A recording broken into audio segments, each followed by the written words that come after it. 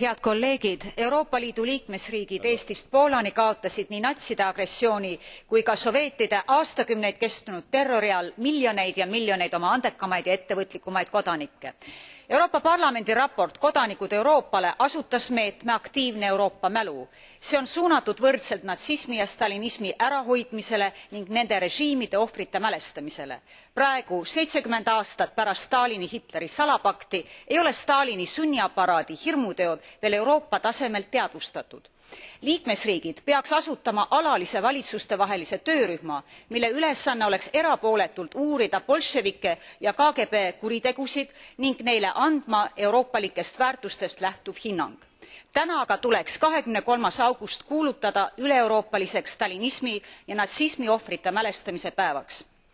23. augustil 1939 jagasid natsid ja bolševikud Euroopa kaheks mõjusfääriks. Nad rebisid Euroopasse haava, mis ei ole siiani päriselt kokku kasvanud. Suur tänu!